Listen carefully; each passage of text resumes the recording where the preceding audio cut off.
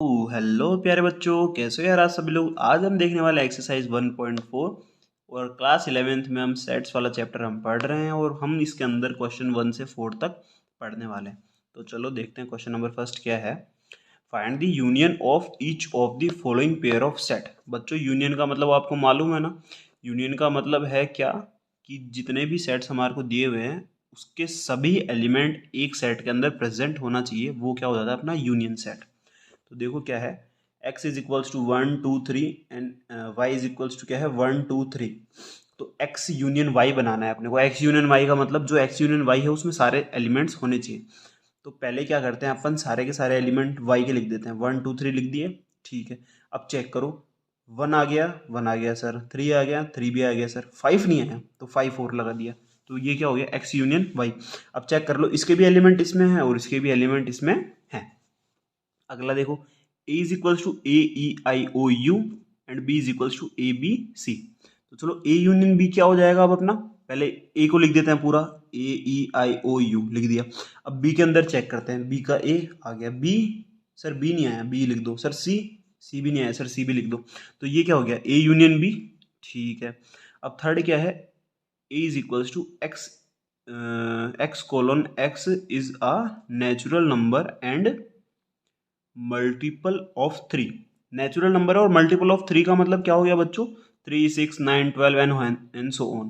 और x on edge is a natural number less than 6। अब बच्चों इन दोनों का यूनियन क्या होगा वो देखो। अब बोल रहा है कि लेस देन 6 है, लेस देन 6 का मतलब 6 से कम।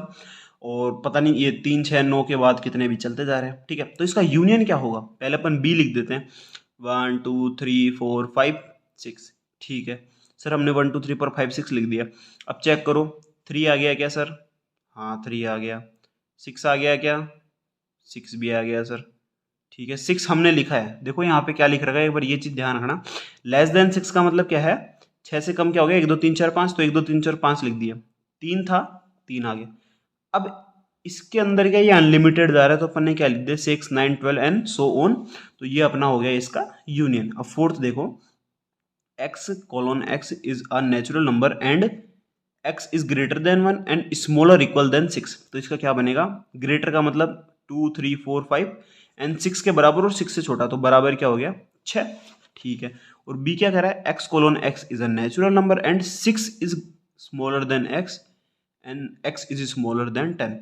यानी x 6 से बड़ा है तो 7 8 9 और 10 से छोटा है तो 10 नहीं आएगा। अब इन दोनों का यूनियन बनाएंगे तो पहले a को लिख दो एज इट इज, 2 3 4 5 6 लिख दिया।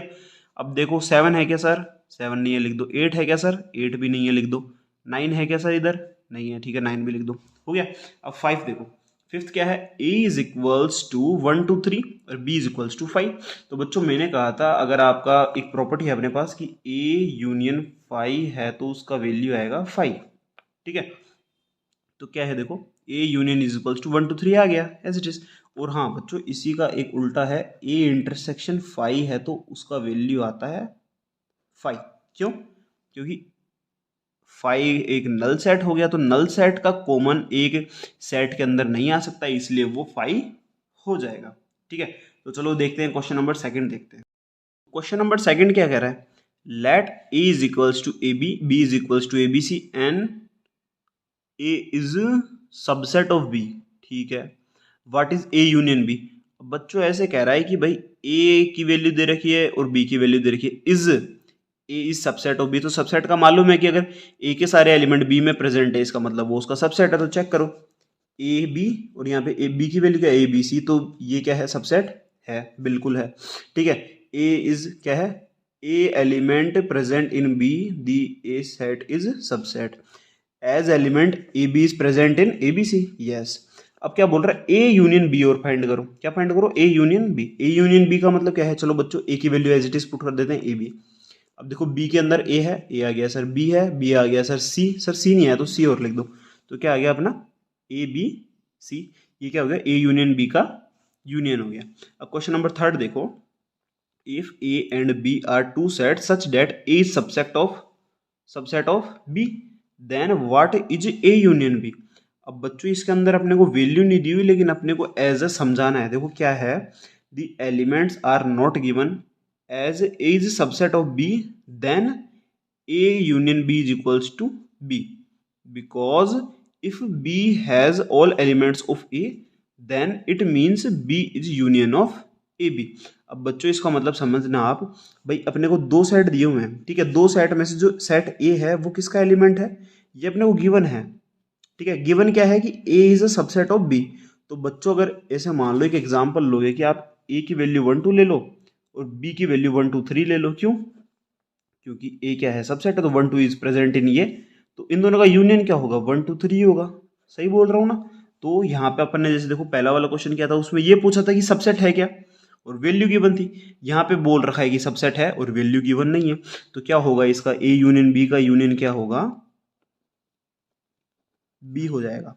ठीक है, अब क्वेश्चन नंबर 4 देखिएगा, if A is equals to 1 2 3 4, b is equals to 3 4 5 6 and c equals to 5 6 7 8 and d is equals to 7 8 9 10। Now find, अब a यूनियन b फाइंड करना है। a यूनियन b का मतलब a की वैल्यू पुट कर दो 1 2 3 4।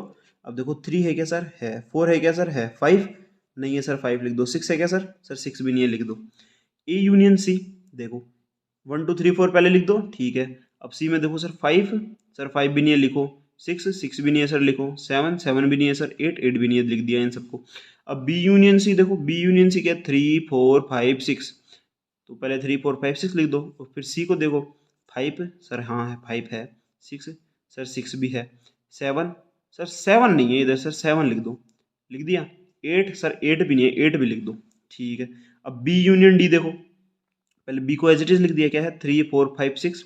अब डी देखो क्या है 7 8 9 10। अब देखो यहाँ पे है क्या बी, नहीं है, लिख दिया 7 8 9 10, ठीक है। अब A union B union C, अब पहले क्या करना है, ए यूनियन बी करो या फिर सारों को एक साथ लिख दो।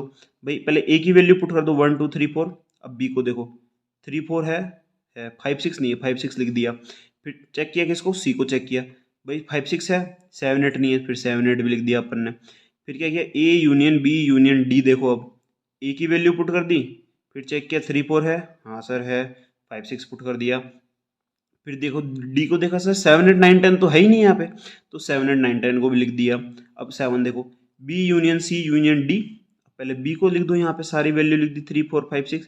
अब सी को चेक करो 5 6, सर 5 6 तो है, 7 8 नहीं है, तो 7 8 लिख दो, लिख दिया। फिर डी को देखो सर 7 8 है लेकिन 9 10 नहीं है, फिर 9 10 लिख दिया। तो दोस्तों इसी के साथ ये एक्सरसाइज हमारी खत्म हो रही है, मतलब सॉरी ये वाला क्वेश्चन खत्म हो रहा है 1 to 4 वाले। तो नेक्स्ट वीडियो में हम देखने वाले हैं क्वेश्चन नंबर 5 और 6।